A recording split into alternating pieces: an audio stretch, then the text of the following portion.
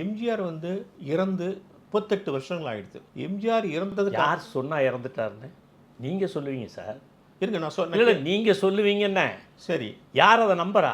அவர் எங்களோடு வாழ்ந்து கொண்டிருக்கிறார் சரி சார். அவர் எப்படி வேணும் வச்சுக்கோங்க. நான் என்ன சொல்றேன்னா, எம்ஜிஆருக்கு பிறகு பிறந்தவர்கள் இருக்காங்கல்ல, அவனுக்கே வயசு கிட்டத்தட்ட 40 வயசு ஆக போகுது. ஸோ இப்போ வந்து அவருடைய பெயரை சொல்வதை விட அதுக்கப்புறம் வந்து அரசியல் எவ்வளோ மாற்றம் ஏற்பட்டு போயிடுச்சு. இப்போ வந்து ரஜினி, விஜய் மாதிரி வெவ்வேறு ஒரு ஆட்கள் உள்ள அந்த வந்துட்டாங்க. நல்ல கேள்வி கேட்டிருக்கீங்க. அன்றும் சரி, இன்றும் சரி, என்றும் சரி, திரைப்படத்தை, திரைப்பட உலகத்தை ஒரு அறிவாயுதமாக பயன்படுத்திய ஒரே மாமனிதர் புரட்சித் தலைவர் எம்ஜிஆர் சார், அது மட்டுமே. உண்மைதான் சார். இல்ல வெயிட் அந்த கருத்து எக்காலத்திற்கும் பொருந்தும்.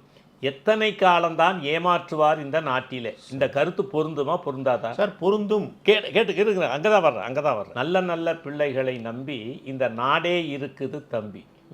சின்னஞ்சிறு கைகளை நம்பி. இந்த பாடல் வரிகளை கவனிங்க. இந்த வரிகள் வளர்ந்து வருகின்ற சமுதாயத்திற்கு, இளைய தலைமுறைக்கு தேவையா தேவையில்லையா? சரி தேவை. அது கேளுங்க. அப்படி தேவை என்றால் அந்த தேவையை பூர்த்தி செய்வது, அந்த தேவையை தேடி போய் செய்வதுதான் அதிமுக தொண்டர்களின் கடமையாகவும், அடுத்த தலைமுறைக்கு இந்த பாடத்தை கொண்டு செல்லுகின்ற மிகப்பெரிய செயலாகவும் இருக்க வேண்டும்.